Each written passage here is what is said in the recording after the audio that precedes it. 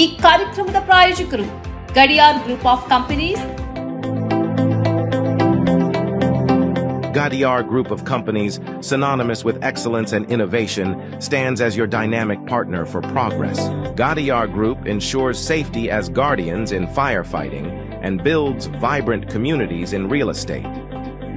Building tomorrow, today.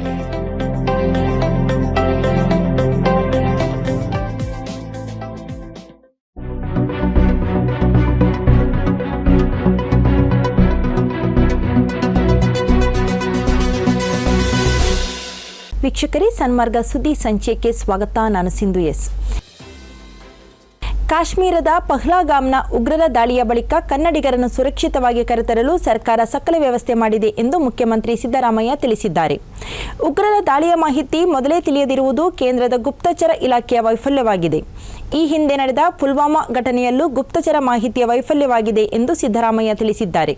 ಇಂದು ಮಾಧ್ಯಮದವರೊಂದಿಗೆ ಮಾತನಾಡಿದ ಮುಖ್ಯಮಂತ್ರಿ ಸಿದ್ದರಾಮಯ್ಯ, ಕನ್ನಡಿಗರ ರಕ್ಷಣೆ ಹಾಗೂ ಇನ್ನಿತರ ವ್ಯವಸ್ಥೆಗಳಿಗಾಗಿ ಅಧಿಕಾರಿಗಳ ತಂಡವನ್ನು ಕಾಶ್ಮೀರಕ್ಕೆ ರವಾನಿಸಲಾಗಿದೆ. ಅಲ್ಲದೆ ಕಾಶ್ಮೀರಕ್ಕೆ ತೆರಳಿರುವ 40ಕ್ಕೂ ಅಧಿಕ ಕನ್ನಡಿಗರನ್ನ ವಿಶೇಷ ವಿಮಾನ ವ್ಯವಸ್ಥೆ ಮಾಡಿ ಸುರಕ್ಷಿತವಾಗಿ ಕರೆತರಲು ಕಾರ್ಮಿಕ ಸಚಿವ ಸಂತೋಷ್ ಲಾಟ್ರನ್ನು ಕಾಶ್ಮೀರಕ್ಕೆ ಕಳಿಸಲಾಗಿದೆ ಎಂದರು. ಮೃತರ ಕುಟುಂಬಗಳಿಗೆ ಪರಿಹಾರ ನೀಡುವ ಬಗ್ಗೆ ಸರ್ಕಾರ ಸಕಾರಾತ್ಮಕವಾಗಿ ಚಿಂತಿಸಿ ಪರಿಶೀಲಿಸಲಿದೆ. ಪಹಲ್ಗಾಮಿನ ಉಗ್ರರ ದಾಳಿ ಪ್ರಕರಣದಲ್ಲಿ ಕೇಂದ್ರ ಗುಪ್ತಚರ ಇಲಾಖೆ ವಿಫಲವಾಗಿದೆ. ಭಯೋತ್ಪಾದಕರನ್ನು ನಿರ್ಮೂಲನೆಗೊಳಿಸುವ ಜೊತೆಗೆ ದೇಶದ ಜನರಿಗೆ ಭದ್ರತೆ ನೀಡುವ ಕಾರ್ಯವನ್ನು ಕೇಂದ್ರ ಸಮರ್ಥವಾಗಿ ನಿರ್ವಹಿಸಬೇಕು ಎಂದು ಮುಖ್ಯಮಂತ್ರಿಗಳು ಅಭಿಪ್ರಾಯಪಟ್ಟರು. ಒಂದು ಕಡೆ ಕಾಶ್ಮೀರಿ ಭಯೋತ್ಪಾದಕರ ದಾಳಿಗೆ ಮುಸ್ಲಿಮರನ್ನು ಮಾಧ್ಯಮಗಳು ಗುರಿ ಮಾಡುತ್ತಿರುವಂತೆಯೇ ಇನ್ನೊಂದು ಕಡೆ ಈ ದಾಳಿಯ ಸಂತ್ರಸ್ತರು ಸ್ಥಳೀಯ ಮುಸ್ಲಿಮರ ಸೇವೆಯನ್ನು ಸ್ಮರಿಸುತ್ತಿದ್ದಾರೆ. ಈ ದಾಳಿಯಲ್ಲಿ ಸಾವನ್ನಪ್ಪಿರುವ ಶಿವಮೊಗ್ಗದ ಮಂಜುನಾಥ್ ರಾವ್ ಅವರ ಪತ್ನಿ ಪಲ್ಲವಿ ಈ ಕುರಿತಂತೆ ಮಾಧ್ಯಮಗಳ ಜೊತೆ ಮಾತನಾಡಿದ್ದಾರೆ. ಭಯೋತ್ಪಾದಕರು ತನ್ನ ಪತಿಯ ಮೇಲೆ ಗುಂಡು ಹಾರಿಸಿದಾಗ ತಾನು ಮತ್ತು ತನ್ನ ಮಗ ಅಲ್ಲೇ ಇದ್ದೆವು ಎಂದವರು ಟಿವಿ ಚಾನೆಲ್ನೊಂದಿಗೆ ಮಾತನಾಡುತ್ತಾ ಹೇಳಿದ್ದಾರೆ. ನಾವು ಕುದುರೆ ಸವಾರಿಯ ಮೂಲಕ ಸ್ಥಳಕ್ಕೆ ತಲುಪಿದೆವು. ನನ್ನ ಪತಿ ನನ್ನ ಮಗನಿಗೆ ತಿಂಡಿ ಖರೀದಿಸಲು ತೆರಳಿದ್ದರು. ಕೆಲವೇ ನಿಮಿಷಗಳಲ್ಲಿ ನನ್ನ ಪತಿ ರಕ್ತದ ಮಡುವಿನಲ್ಲಿ ಬಿದ್ದಿರುವುದನ್ನು ನೋಡಿದೆ. ಅವರು ನನ್ನ ಕಣ್ಣ ಮುಂದೆಯೇ ನಿಧನರಾದರು ಮತ್ತು ನಾನು ಅಸಹಾಯಕಳಾಗಿದ್ದೆ. ನನ್ನನ್ನು ಕೊಲ್ಲುವಂತೆ ಉಗ್ರಗಾಮಿಗಳಿಗೆ ಕೇಳಿಕೊಂಡೆ. ಆದರೆ ನಿಮ್ಮನ್ನ ನಾನು ಕೊಲ್ಲುವುದಿಲ್ಲ, ಇದನ್ನ ಪ್ರಧಾನಿ ನರೇಂದ್ರ ಮೋದಿಗೆ ತಿಳಿಸು ಎಂದು ಹೇಳಿದರು ಎಂದವರು ಹೇಳಿದ್ದಾರೆ. ಈ ದಾಳಿಯಿಂದ ನಮ್ಮನ್ನು ರಕ್ಷಿಸುವಲ್ಲಿ ನಮ್ಮ ಚಾಲಕ ಮತ್ತು ಸ್ಥಳೀಯ 3 ಮುಸ್ಲಿಮರು ಸಹಾಯ ಮಾಡಿದ್ದಾರೆ. ಘಟನೆ ನಡೆದಾಗಿನಿಂದ ಚಾಲಕ ನಮ್ಮೊಂದಿಗೆ ಇದ್ದಾನೆ. 3 ಸ್ಥಳೀಯ ಮುಸ್ಲಿಮರು ಬಿಸ್ಮಿಲ್ಲಾ ಎಂದು ಹೇಳುತ್ತಾ ದಾಳಿ ನಡೆದ ಸ್ಥಳದಿಂದ ಕೆಳಗೆ ಬರಲು ನಮಗೆ ಸಹಾಯ ಮಾಡಿದರು. ಅವರು ನನ್ನ ಸಹೋದರರಂತೆ ಇದ್ದರು. ಅವರಲ್ಲಿ ಒಬ್ಬರು ನನ್ನ ಮಗನನ್ನ ಎತ್ತಿಕೊಂಡು ಬಂದರು. ಇನ್ನಿಬ್ಬರು ಕಠಿಣ ಭೂಪ್ರದೇಶವನ್ನು ದಾಟಲು ನನಗೆ ಸಹಾಯ ಮಾಡಿದರು ಎಂದವರು ಹೇಳಿದ್ದಾರೆ. ಈಗ ಆ ಘಟನೆ ಆದಂತ ಸ್ಥಳದಿಂದ ನೀವೆಲ್ಲಿದ್ದೀರಾ, ಜೊತೆಗೆ ಎಷ್ಟು ಮಂದಿ ಆ ಸಂದರ್ಭದಲ್ಲಿ ಇದ್ರಿ, ಯಾರ್ಯಾರ ಮೇಲೆ ಹೇಗೆ ಅಟ್ಯಾಕ್ ಮಾಡಿದ್ರು ಕೇಳಿ ಅಂತ ಹೇಳಿ? ಸರ್ ಆಲ್ಮೋಸ್ಟ್ ಅಲ್ಲೊಂದು 500 ಜನ ಅಂತೂ ಇದ್ವಿ. ತುಂಬಾ ಟೂರಿಸ್ಟ್ ಇದೆ, ಟೂರಿಸಂ ಪ್ಲೇಸ್ ಅಲ್ಲ, ಟೂರಿಸ್ಟ್ ಇದು ತುಂಬಾ ಜನ ಇದ್ವಿ. ಯಾರು ಇರ್ಲಿಲ್ಲ ಸೇನೆಗೆ ಸಂಬಂಧಪಟ್ಟಂತವ್ರು ಆ ಟೈಮ್ ನಲ್ಲಿ? ಯಾರು ಇರ್ಲಿಲ್ಲ, ಸೇನೆಗೆ ಸಂಬಂಧಪಟ್ಟವ್ರು ಯಾರು ಇರ್ಲಿಲ್ಲ. ಈಗ ಆಕ್ಚುಲಿ ನನ್ ಜೊತೆ ಬಂದಿರೋ ಡ್ರೈವರ್ ತುಂಬಾ ಒಳ್ಳೆಯವ್ರು, ನಮ್ ಜೊತೆನೆ ಇದಾರೆ. ಆಮೇಲೆ ಅಲ್ಲಿ ಎಲ್ಲರೂ ತುಂಬಾ ಚೆನ್ನಾಗಿ ಮಾತಾಡ್ತಿದ್ರು. ಮತ್ತೆ ಯಾರೋ 3 ಜನ ಮುಸ್ಲಿಮ್ಸ್ ಬಿಸ್ಮಿಲ್ಲಾ ಅಂತ ಹೇಳ್ತಾ ನಮ್ಮನ್ನ ಸೇಫ್ ಆಗಿ ಕೆಳಗ್ ಕರ್ಕೊಂಡ್ ಬಂದ್ರು ಅವ್ರೆ. ಅಲ್ಲೇ ಎಲ್ಲ ಅವ್ರು ಗನ್ ಹಿಡ್ಕೊಂಡೆ ಇದ್ ಮಾಡ್ತಿದ್ರು. ಸ್ಟ್ರಕ್ ಆಗಿದ್ವಲ್ಲ, ಯಾರೋ ಒಂದು 3 ಜನ ನಮ್ಮ ಅಣ್ಣಂದ್ರು ಅಂತಾನೆ ಹೇಳ್ತೀನಿ, ಅವ್ರು ಬಿಸ್ಮಿಲ್ಲಾ ಅಂತ ಹೇಳಿ ತುಂಬಾ ಕಷ್ಟ ದಾರಿ ನಡ್ಕೊಂಡ್ ಬರಕ್ಕೆ. ನನ್ ಮಗನ್ ಒಬ್ರು ಹೊತ್ಕೊಂಡಿದ್ರು, ನಾನು ಆಮೇಲೆ ನಾನೊಬ್ರು ಅಂದ್ರೆ ಗಟ್ಟಿ ಇದ್ ಮಾಡ್ಕೊಂಡು ಕರ್ಕೊಂಡ್ ಬಂದ್ರು ಕೆಳಗ್ ಸೇಫ್ ಆಗಿ. ಕಾಶ್ಮೀರದಲ್ಲಿ ಉಗ್ರರು ನಡೆಸಿದ ಭಯೋತ್ಪಾದನಾ ದಾಳಿಯಲ್ಲಿ ಮೃತಪಟ್ಟವರ ಧರ್ಮವನ್ನು ಹುಡುಕುವುದರಲ್ಲಿ ಮಾಧ್ಯಮಗಳು ಮಗ್ನವಾಗಿವೆ. ಇದೇ ವೇಳೆ ಭಯೋತ್ಪಾದಕರಿಂದ ಬಂದೂಕನ್ನು ಕಸಿದುಕೊಳ್ಳಲು ಹೋರಾಡಿ ಕಾಶ್ಮೀರದ ಸೈಯದ್ ಆದಿಲ್ ಹುಸೇನ್ ಶಾ ಎಂಬ ಸ್ಥಳೀಯ ಕುದುರೆ ಸವಾರ ಬಲಿಯಾಗಿದ್ದಾರೆ. ಪ್ರವಾಸಿಗರ ಮೇಲೆ ಗುಂಡು ಹಾರಿಸಬೇಡಿ, ಅವರನ್ನು ಸಾಯಿಸಬೇಡಿ ಎಂದು ಹೇಳಿ ಈ ಶಾ ಭಯೋತ್ಪಾದಕರಿಂದ ಬಂದೂಕು ಕಸಿದುಕೊಳ್ಳಲು ಯತ್ನಿಸಿದರು. ಪಹಲ್ಗಾಮ್ನಲ್ಲಿ ತನ್ನ ಕುದುರೆಯ ಮೇಲೆ ಪ್ರವಾಸಿಗರನ್ನ ಕರೆದೊಯ್ಯುತ್ತಿದ್ದ ಸೈಯದ್ ಆದಿಲ್ ಹುಸೇನ್ ಶಾ ಕೊನೆಗೆ ಭಯೋತ್ಪಾದಕರೊಂದಿಗೆ ಹೋರಾಡಿ ಹತರಾಗಿದ್ದಾರೆ. ಅವರು ಕಾರ್ ಪಾರ್ಕಿಂಗ್ನಿಂದ ಪಹಲ್ಗಾಮ್ನ ಬೈಸರನ್ ಹುಲ್ಲುಗಾವಲಿಗೆ ಪ್ರವಾಸಿಗರನ್ನ ತನ್ನ ಕುದುರೆಯ ಮೇಲೆ ಕರೆದೊಯ್ಯುತ್ತಿದ್ದರು. ಈ ವೇಳೆ ಭಯೋತ್ಪಾದಕನೋರ್ವ ಗುಂಡಿನ ದಾಳಿ ನಡೆಸುತ್ತಿರುವುದನ್ನು ನೋಡಿದರು ಮತ್ತು ಆತನಿಂದ ರೈಫಲ್ ಕಸಿದುಕೊಳ್ಳಲು ಯತ್ನಿಸಿದರು. ಈ ಸಂದರ್ಭದಲ್ಲಿ ಭಯೋತ್ಪಾದಕ ಅವರಿಗೆ ಗುಂಡಿಕ್ಕಿ ಹತ್ಯೆ ಮಾಡಿದ್ದಾನೆ. ಜಮ್ಮು ಕಾಶ್ಮೀರದಲ್ಲಾದ ಭಯೋತ್ಪಾದನಾ ದಾಳಿಯನ್ನು ಜಮಾತೆ ಇಸ್ಲಾಮಿ ಹಿಂದ್ ಬಲವಾಗಿ ಖಂಡಿಸಿದೆ. ನಿರಪರಾಧಿಗಳ ಹತ್ಯೆಯು ಹೃದಯ ವಿದ್ರಾವಕವಾಗಿದೆ.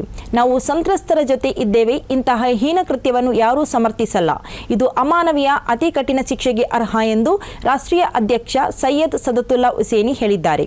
ಇದೇ ವೇಳೆ ಈ ಕೃತ್ಯವನ್ನ ಎಸ್ಐಒ ಬಲವಾಗಿ ಖಂಡಿಸಿದ್ದು ಇದು ಅತ್ಯಂತ ಹೀನ ಕೃತ್ಯ ಎಂದು ಹೇಳಿದೆ. ಈ ಕೃತ್ಯಕ್ಕೆ ಯಾರು ಹೊಣೆಗಾರರೋ ಅವರ ವಿರುದ್ಧ ಕಠಿಣಾತಿ ಕಠಿಣ ಕ್ರಮ ಕೈಗೊಳ್ಳಬೇಕು. ಇದೇ ವೇಳೆ ಇದನ್ನು ಭದ್ರತಾ ವೈಫಲ್ಯವಾಗಿಯೂ ಗುಪ್ತಚರ ಸಂಸ್ಥೆಯ ನಿರ್ಲಕ್ಷ್ಯವಾಗಿಯೂ ಪರಿಗಣಿಸಬೇಕು ಎಂದು ಕೂಡ ಎಸ್ಐಒ ಹೇಳಿದೆ. ಪಹಲ್ಗಾಮಿನಲ್ಲಿ ಪ್ರವಾಸಿಗರ ಮೇಲೆ ನಡೆದ ಭೀಕರ ಭಯೋತ್ಪಾದಕ ದಾಳಿಯನ್ನು ಪ್ರತಿಪಕ್ಷಗಳು ಬಲವಾಗಿ ಖಂಡಿಸಿದೆ. ಜಮ್ಮು ಕಾಶ್ಮೀರದಲ್ಲಿ ಸಹಜ ಸ್ಥಿತಿ ಸ್ಥಾಪಿಸಿದ್ದೇವೆ ಎಂದು ಸುಳ್ಳು ಹೇಳಿಕೆ ನೀಡುವ ಬದಲು ಸರ್ಕಾರ ಸೂಕ್ತ ಕ್ರಮವನ್ನು ತೆಗೆದುಕೊಳ್ಳಬೇಕು ಎಂದು ಕಾಂಗ್ರೆಸ್, ಸಿಪಿಎಂ ಸೇರಿದಂತೆ ಪ್ರತಿಪಕ್ಷಗಳು ಆಗ್ರಹಿಸಿವೆ. ರಾಜ್ಯಸಭೆಯ ಪ್ರತಿಪಕ್ಷದ ನಾಯಕ ಮಲ್ಲಿಕಾರ್ಜುನ ಖರ್ಗೆ ಮಾತನಾಡಿ, ಅಮಾಯಕರ ಮೇಲೆ ನಡೆದ ಹೇಡಿತನದ ದಾಳಿಯನ್ನು ನಾನು ಬಲವಾಗಿ ಖಂಡಿಸುತ್ತೇನೆ. ಗಡಿಯಾಚೆಗಿನ ಭಯೋತ್ಪಾದನೆ ವಿರುದ್ಧ ಹೋರಾಡಲು ಇಡೀ ರಾಷ್ಟ್ರವು ಒಗ್ಗಟ್ಟಾಗಿದೆ. ರಾಷ್ಟ್ರೀಯ ಭದ್ರತೆಯು ಅತಿ ಮುಖ್ಯವಾಗಿದೆ ಮತ್ತು ಅದನ್ನು ಖಚಿತಪಡಿಸಿಕೊಳ್ಳಲು ಸೂಕ್ತ ಕ್ರಮ ತೆಗೆದುಕೊಳ್ಳುವಂತೆ ನಾವು ಭಾರತ ಸರ್ಕಾರಕ್ಕೆ ಆಗ್ರಹಿಸುತ್ತಿದ್ದೇವೆ ಎಂದು ಹೇಳಿದ್ದಾರೆ. ರಾಹುಲ್ ಗಾಂಧಿ ಈ ಕುರಿತು ಎಕ್ಸ್ನಲ್ಲಿ ಪೋಸ್ಟ್ ಮಾಡಿದ್ದು, ಹೇಡಿತನದ ಭಯೋತ್ಪಾದಕ ದಾಳಿಯು ಅತ್ಯಂತ ಖಂಡನೀಯ ಮತ್ತು ಹೃದಯ ವಿದ್ರಾವಕ. ಭಯೋತ್ಪಾದನೆ ವಿರುದ್ಧ ಇಡೀ ದೇಶ ಈಗ ಒಗ್ಗಟ್ಟಾಗಿದೆ. ಜಮ್ಮು ಕಾಶ್ಮೀರದಲ್ಲಿ ಪರಿಸ್ಥಿತಿ ಸಹಜವಾಗಿದೆ ಎಂದು ಪೊಳ್ಳು ಹೇಳಿಕೆಗಳನ್ನು ನೀಡುವ ಬದಲು ಸರ್ಕಾರ ಈಗ ಹೊಣೆಗಾರಿಕೆಯನ್ನು ತೆಗೆದುಕೊಳ್ಳಬೇಕು. ಭವಿಷ್ಯದಲ್ಲಿ ಇಂತಹ ಅಮಾನುಷ ಘಟನೆಗಳು ಮರುಕಳಿಸದಂತೆ ದೃಢವಾದ ಕ್ರಮ ತೆಗೆದುಕೊಳ್ಳಬೇಕು ಎಂದು ಆಗ್ರಹಿಸಿದ್ದಾರೆ. ಸಿಪಿಎಂ ಈ ಕುರಿತು ಎಕ್ಸ್ನಲ್ಲಿ ಪೋಸ್ಟ್ ಮಾಡಿದ್ದು, ಈ ಭಯೋತ್ಪಾದನಾ ದಾಳಿಯು ಕಾಶ್ಮೀರದಲ್ಲಿ ಎಲ್ಲವೂ ಚೆನ್ನಾಗಿದೆ ಮತ್ತು ಶಾಂತಿಯನ್ನು ಪುನಃಸ್ಥಾಪಿಸಲಾಗಿದೆ ಎಂಬ ಮೋದಿ ಶಾ ಜೋಡಿಯ ಸುಳ್ಳು ಭರವಸೆಯನ್ನು ಬಹಿರಂಗಪಡಿಸುತ್ತದೆ. ಜಮ್ಮು ಮತ್ತು ಕಾಶ್ಮೀರದ ಜನರ ಸಮಸ್ಯೆಗಳಿಗೆ ಶಾಶ್ವತ ಪರಿಹಾರ ಕಂಡುಹಿಡಿಯುವ ದೃಷ್ಟಿಯಿಂದ ಭಾರತ ಸರ್ಕಾರ ಯಾವುದೇ ಸಮಯವನ್ನು ವ್ಯರ್ಥ ಮಾಡಬಾರದು ಎಂದು ಹೇಳಿದೆ. ಸಮಾಜವಾದಿ ಪಕ್ಷದ ಮುಖ್ಯಸ್ಥ ಅಖಿಲೇಶ್ ಯಾದವ್ ದಾಳಿಯನ್ನು ಖಂಡಿಸಿದ್ದು, ಕೇಂದ್ರ ಸರ್ಕಾರ ಮೊದಲು ಸುರಕ್ಷಿತ ವಾತಾವರಣವನ್ನು ಖಚಿತಪಡಿಸಬೇಕು. ಆಗ ಮಾತ್ರ ಸ್ಥಳೀಯ ನಿವಾಸಿಗಳು ಮತ್ತು ಪ್ರವಾಸಿಗರ ಜೀವನ ಸುರಕ್ಷಿತವಾಗಿರಲು ಸಾಧ್ಯ ಎಂದು ಹೇಳಿದರು. ಆಪ್ ಮುಖ್ಯಸ್ಥ ಅರವಿಂದ್ ಕೇಜ್ರಿವಾಲ್ ಘಟನೆಯನ್ನು ಖಂಡಿಸಿದ್ದು, ನಿರಾಯುಧರಾದ ಅಮಾಯಕರನ್ನ ಗುರಿಯಾಗಿಸುವುದು ಮಾನವೀಯತೆಯ ಮೇಲಿನ ದಾಳಿಯಾಗಿದೆ. ಈ ದುಃಖದ ಕ್ಷಣದಲ್ಲಿ ಇಡೀ ದೇಶವು ಒಗ್ಗೂಡಿದೆ. ನಾವು ಪ್ರತಿಯೊಂದು ರೀತಿಯ ಭಯೋತ್ಪಾದನೆಯನ್ನು ಬಲವಾಗಿ ಖಂಡಿಸುತ್ತೇವೆ ಎಂದು ಹೇಳಿದ್ದಾರೆ. ಈ ಹಿಂಸಾಚಾರವು ಸಂಪೂರ್ಣವಾಗಿ ಖಂಡನೀಯವಾಗಿದೆ ಮತ್ತು ಕೃತ್ಯಕ್ಕೆ ಕಾರಣರಾದವರಿಗೆ ಕಠಿಣ ಶಿಕ್ಷೆಗೆ ಗುರಿಪಡಿಸಬೇಕು ಎಂದು ಪಶ್ಚಿಮ ಬಂಗಾಳದ ಮುಖ್ಯಮಂತ್ರಿ ಮಮತಾ ಬ್ಯಾನರ್ಜಿ ಆಗ್ರಹಿಸಿದ್ದಾರೆ. ಕಾಶ್ಮೀರದಲ್ಲಿ ಭಯೋತ್ಪಾದಕರ ದಾಳಿಯಿಂದ ಛತ್ತೀಸ್ಗಢನ 4 ಕುಟುಂಬಗಳನ್ನು ಕಾಶ್ಮೀರದ ಕಂಬಳಿ ಮಾರಾಟಗಾರ ರಕ್ಷಿಸಿದ ಸಾಹಸಮಯ ಘಟನೆ ವರದಿಯಾಗಿದೆ. ಸಾಮಾನ್ಯವಾಗಿ ಚಳಿಗಾಲದಲ್ಲಿ ನಸ್ಕತ್ ಅಲಿ ಎಂಬ ಈ ಕಾಶ್ಮೀರಿ ವ್ಯಾಪಾರಿ ಛತ್ತೀಸ್ಗಢನ ಕಿರಾಮಿರಿ ಪಟ್ಟಣಕ್ಕೆ ಹೋಗಿ ಕಂಬಳಿಯನ್ನು ಮಾರಾಟ ಮಾಡುತ್ತಿದ್ದರು. ಈ ಕುಟುಂಬಗಳು ಇವರಿಂದ ಕಂಬಳಿಯನ್ನು ಖರೀದಿಸುತ್ತಲೂ ಇದ್ದವು. ಈ 4 ಕುಟುಂಬಗಳ 11 ಮಂದಿ ಕಾಶ್ಮೀರಕ್ಕೆ ಆಗಮಿಸಿದ್ದರು. ಇವರಲ್ಲಿ 3 ಮಕ್ಕಳು ಇದ್ದರು. ಶಿವಾನಿ ಜೈನ್, ಅರವಿಂದ್ ಅಗರ್ವಾಲ್, ಹ್ಯಾಪಿ ವಾಧ್ವಾನ್, ಕುಲ್ದೀಪ್ ಸ್ಥಾಪಕ್ ಎಂಬ ಈ 4 ಮಂದಿಯ ಕುಟುಂಬಗಳು ಕಾಶ್ಮೀರಕ್ಕೆ ಬಂದಿದ್ದವು. ಏಪ್ರಿಲ್ 18ರಿಂದ ಪ್ರಯಾಣ ಆರಂಭಿಸಿದ ಈ ಕುಟುಂಬ ಏಪ್ರಿಲ್ 21ರಂದು ಕಾಶ್ಮೀರದ ಪಹಲ್ಗಾಮ್ಗೆ ತಲುಪಿದ್ದವು. ಇವರು ಕಾಶ್ಮೀರಕ್ಕೆ ಬರುವ ಮಾಹಿತಿಯನ್ನು ಆ ಮೊದಲೇ ಈ ನಸ್ಕತ್ ಅಲಿಗೆ ತಿಳಿಸಿದ್ದರು. ಅದರಿಂದ ಇವರ ಜೊತೆ ಪಹಲ್ಗಾಮ್ನಲ್ಲಿ ಈ ನಸ್ಕತ್ ಅಲಿ ಕೂಡ ಇದ್ದರು. ಬಂದೂಕು ದಾಳಿ ನಡೆದ ಕೂಡಲೇ ಈ ನಸ್ಕತ್ ಅಲಿ ಈ 4 ಮಂದಿಯ ಕುಟುಂಬವನ್ನು ಸುರಕ್ಷಿತ ಜಾಗಕ್ಕೆ ಕೊಂಡೊಯ್ದಿದ್ದಾರೆ. ಮೆಟ್ರೋ ಆವರಣ ಮತ್ತು ರೈಲುಗಳಲ್ಲಿ ಅಗೆಯಬಹುದಾದ ತಂಬಾಕು ಆಧಾರಿತ ಉತ್ಪನ್ನಗಳನ್ನು ಸೇವಿಸುತ್ತಿರುವ ಪ್ರಯಾಣಿಕರಿಗೆ ದಂಡ ವಿಧಿಸಲಾಗುವುದು ಎಂದು ಬೆಂಗಳೂರು ಮೆಟ್ರೋ ರೈಲು ನಿಗಮ ಲಿಮಿಟೆಡ್ ಹೇಳಿದೆ. ಈಗ ಎಲ್ಲಾ ರೈಲುಗಳು ಮತ್ತು ಮೆಟ್ರೋ ನಿಲ್ದಾಣಗಳಲ್ಲಿ ಕಣ್ಗಾವಲು ಹೆಚ್ಚಿಸಲಾಗುವುದು ಮತ್ತು ತಪ್ಪಿತಸ್ಥ ಪ್ರಯಾಣಿಕರಿಗೆ ದಂಡ ವಿಧಿಸಲಾಗುತ್ತದೆ ಎಂದು ಈ ಹೇಳಿಕೆಯಲ್ಲಿ ತಿಳಿಸಲಾಗಿದೆ. ಬಿಎಂಆರ್ಸಿಎಲ್ ಪ್ರಕಾರ ಅಗೆಯಬಹುದಾದ ತಂಬಾಕು ಆಧಾರಿತ ಉತ್ಪನ್ನಗಳನ್ನು ಬಳಸುವ ಪ್ರಯಾಣಿಕರ ಬಗ್ಗೆ ಸಾರ್ವಜನಿಕ ದೂರುಗಳನ್ನು ಪರಿಹರಿಸಲು ಮತ್ತು ಮೆಟ್ರೋ ಆವರಣ ಮತ್ತು ರೈಲುಗಳಲ್ಲಿ ಪರಿಣಾಮವಾಗಿ ಉಗುಳುವುದು ಮತ್ತು ಕಸ ಹಾಕುವುದನ್ನು ತಪ್ಪಿಸಲು ಈ ಕ್ರಮವನ್ನು ತೆಗೆದುಕೊಳ್ಳಲಾಗಿದೆ. ಲೋಹಶೋಧಕಗಳ ಮೂಲಕ ಅಂತಹ ವಸ್ತುವನ್ನು ಹೊಂದಿರುವುದು ಪತ್ತೆಯಾಗದ ಕಾರಣ ಎಲ್ಲಾ ಮೆಟ್ರೋ ನಿಲ್ದಾಣಗಳಲ್ಲಿ ಪ್ಯಾಟ್ ಡೌನ್ ತಪಾಸಣೆಗಳನ್ನು ಜಾರಿಗೆ ತರಲು ಬಿಎಂಆರ್ಸಿಎಲ್ ನಿರ್ಧರಿಸಿದೆ ಎಂದು ಹೇಳಿದೆ. ಪ್ಲಾಟ್ಫಾರ್ಮ್ ಸೆಕ್ಯೂರಿಟಿ ಗಾರ್ಡ್ಗಳಿಗೆ ಅಂತಹ ಪ್ರಯಾಣಿಕರನ್ನು ಗಮನಿಸಲು ಸೂಚಿಸಲಾಗುವುದು. ಆದರೆ ಕೇಂದ್ರ ಭದ್ರತಾ ಕಣ್ಗಾವಲು ಕೊಠಡಿಗೆ ಪ್ರಯಾಣಿಕರ ನಡವಳಿಕೆಯನ್ನು ಮೇಲ್ವಿಚಾರಣೆ ಮಾಡಲು ಮತ್ತು ಯಾವುದೇ ಉಲ್ಲಂಘನೆಗಳನ್ನು ಗಮನಿಸಿದ ತಕ್ಷಣ ಸಂಬಂಧಪಟ್ಟ ಪ್ಲಾಟ್ಫಾರ್ಮ್ ಭದ್ರತಾ ಸಿಬ್ಬಂದಿಗೆ ಎಚ್ಚರಿಕೆ ನೀಡಲು ಈಗಾಗಲೇ ಸೂಚನೆ ನೀಡಲಾಗಿದೆ. ಉದ್ಯೋಗ ಒಪ್ಪಂದ ಇಲ್ಲದೆ 60 ದಿನಗಳಿಗಿಂತಲೂ ಹೆಚ್ಚು ಕಾಲ ಸೌದಿಯಲ್ಲಿ ತಂಗಿದ್ದರೆ ಹುರೂಬ್ ಆಗಿ ಪರಿಗಣಿಸಲಾಗುವುದು ಎಂದು ಸೌದಿಯ ಜವಾಸತ್ ಅಥವಾ ಪಾಸ್ಪೋರ್ಟ್ ಡಿಪಾರ್ಟ್ಮೆಂಟ್ ಹೇಳಿದೆ. ಜವಾಸತ್ನ ಜುಬೈದ್ ಬ್ರಾಂಚ್ ಇನ್ಫಾರ್ಮೇಷನ್ ಡೆಸ್ಕ್ನಿಂದ ಈ ಮಾಹಿತಿಯನ್ನು ಬಿಡುಗಡೆಗೊಳಿಸಲಾಗಿದೆ. ಉದ್ಯೋಗದಾತನ ಅಧೀನದಿಂದ ಪರಾರಿಯಾಗಿದ್ದಾರೆ ಎಂದು ಹೇಳಿ ಪ್ರಕರಣ ದಾಖಲಿಸುವ ಪ್ರಕ್ರಿಯೆಗೆ ಹುರೂಬ್ ಎಂದು ಹೇಳುತ್ತಾರೆ. ಉದ್ಯೋಗದಾತ ಕೆಲಸದಿಂದ ವಜಾಗೊಳಿಸುವುದೋ ಅಥವಾ ಇನ್ನಾವುದಾದರೂ ಕಾರಣಕ್ಕಾಗಿ ಕೆಲಸ ಕಳೆದುಕೊಳ್ಳುವುದೋ ನಡೆದರೆ ಆ ಬಳಿಕ ಕಿವಾ ಎಂಬ ಪೋರ್ಟ್ನಲ್ಲಿ ಒಪ್ಪಂದ ರದ್ದು ಮಾಡಿ ಇನ್ನೊಂದು ಉದ್ಯೋಗ ಸೇರುವುದಕ್ಕೆ ಗರಿಷ್ಠ ಕಾಲಾವಧಿ 60 ದಿವಸಗಳಾಗಿವೆ.